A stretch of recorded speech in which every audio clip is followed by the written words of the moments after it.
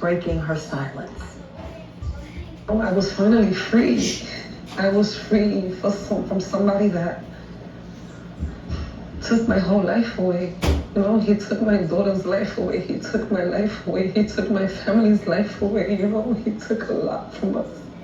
Tonight, this courageous New Yorker sharing her brush with death with hopes of saving lives. New tonight, Steph Manasaro here now with her story. It's a very emotional story, Steph. It is. It's been, 10 years since Angie Martinez was rescued, escaping her abuser, like you said, escaping death.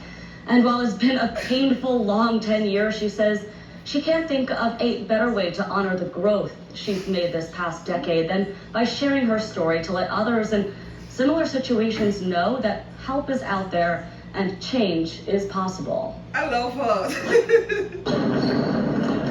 A tearful reunion after months apart. This is a Christmas present that I had wrapped for you last year. Exchanging gifts. Late. So you have to be a Christmas tree. Oh my goodness. A friendship wrapped in love. Like a family. Despite its dark beginning. I'm sorry, I'm a little emotional. Time can't heal everything, but after 10 years, Angie Martinez says she's ready to share her story. I am a domestic violence survivor. She says it started like any other relationship. He was always telling me how much of a great woman I was. They'd been dating a few months when Angie found herself in a dispute with her apartment building over a mold problem. Her boyfriend offered to help. I believed in him.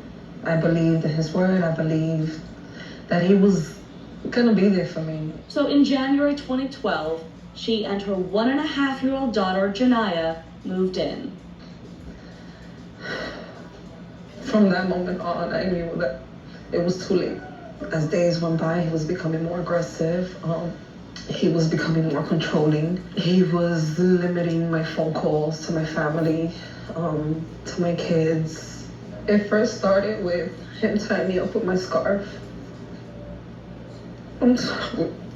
She and her baby became prisoners in their new home. The beatings became constant, the threats constant too. He would threaten to do things to my kids and threaten to do things to my family. So at this point, it was like, I couldn't keep fighting back because it was their life or mine. I had to surrender, I had to let him hit me. For 6 months, he kept her and her baby isolated from friends and family. Then, in May, a knock at the door changed everything. I saw stars. I saw the world, the moon, the stars. I saw everything. Because I said, this is my way out. I thank God every single day for putting me in your path. And that it was you opening that door and it wasn't nobody else. It was Colleen Price, an NYPD sergeant, who opened that door. She was called to the scene after neighbors reported someone being beaten. The woman was just sitting there, her eyes like popping out, not saying anything. Her face was distorted, like she might have had broken bones or something. I couldn't walk. I looked like a monster from him beating me so much. If we didn't go in, I'm convinced he would have killed her. The abuse began at the hands of someone she trusted, as is often the case. The National Domestic Violence Hotline says in the U.S., more than 1 in 3 women and more than 1 in 4 men will experience domestic violence. According to the Bureau of Justice Statistics, fewer than half those cases get reported. Experts say of the cases that do, there's a high dismissal rate for a variety of reasons. Rising above and moving forward. She's amazing. Colleen says even in her battered state, she saw something special in Angie's eyes. So she pushed her to get justice. The Brooklyn DA's office backed Angie as she pressed charges. Her case eventually went to trial. The abuser was sentenced to 60 years to life. Colleen, now retired from the force, says Angie's story still inspires her daily. The strength, the indomitable spirit of a woman who won't let her life and her child's life be taken from her. Today, it's these simple moments Angie is most grateful for. Lifting up her daughter, now 12 years old. Moments she once feared she'd never see. The only thing I remember asking God was, God, like, all I want is to see my kids again. Like, that's all I want. Like, I want to be able to see another birthday with them. 10 years of celebrations later, I asked Angie how she would describe herself today. As an amazing, phenomenal woman. I'm so proud of myself. Amen. I wanted her to be the same. I wanted her to be healed. And I don't think she's the same. I think she's better. And a decade later, Angie hopes sharing her story can help make others better too.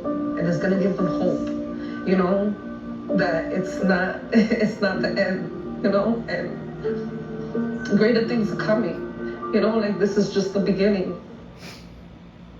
You know, Angie says she's grateful for what happened. She said she wouldn't trade it for the world. She says she learned so much in those 6 months, what it means to be stripped of everything, learning how to gain it all back on her own. She says, Cheryl, she learned how to survive. What an amazing and emotional story. She's so brave for telling it after all these years. You know, this case made headlines 10 years ago. Explain for our viewers why this case, this trial, was groundbreaking. Well, for a number of reasons, right? First of all, it was the first domestic violence case that didn't end in murder that had a sentence that long, the longest sentence at that time, 60 years to life in prison. So it was groundbreaking then. And another reason it was so, unique at the time, the judge actually allowed her to make her victim impact statement with a therapy dog in the room. That hadn't happened before. I remember that was powerful. You spoke with the judge who presided over this trial. What did you learn? He's since retired, and I called him up and I asked him if he remembered this, and instantly he said, because of how horrific it was, how horrific the evidence was, he vividly remembered it. He said he remembers, he called the defendant an evil, evil person. He said he gave him the longest sentence he could because he said, I didn't believe someone who was as evil and sadistic as he was should ever return to the streets of New York. Wow. She looked strong, but she did break down upon reflection of this horror that she lived through. What's she up to now? She's such an incredible person. Yeah. I'm so proud of her. She's so proud of herself. I know this took a lot of guts to come out and finally tell this story that she's been holding on to for all these years. She's actually starting a YouTube channel for other people in similar situations to kind of build a community and kind of create a safe space for people to talk and relate about what they've been through. Yeah, and I've interviewed domestic violence survivors as well, and one of the things they always want to do, they want to save others because they know what it's like to walk in their shoes. And same thing here, right? Yeah, she said she's so sick of hearing stories about it in the news like it was today. She's so sick of it that she said, you know what, if I can tell my story and change somebody and let somebody know in a similar situation that there is somebody who can come and knock on your door and could change everything just that quickly, that if one person can know, she says it's worth speaking up. One can make a change. What an outstanding job you did reporting this story.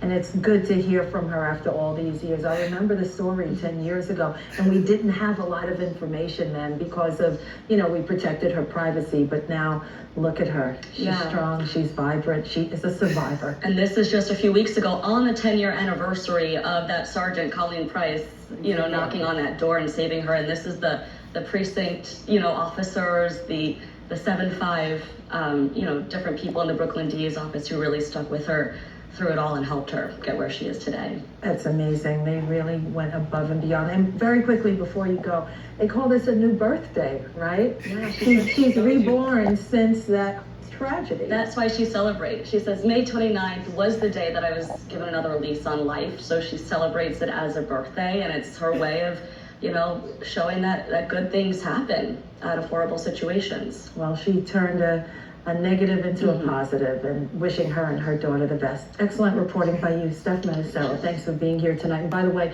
the New York City 24-hour domestic violence hotline, 1-800-621-HOPE. Now to other news we're following this hour as the nation waits to see how the U.S.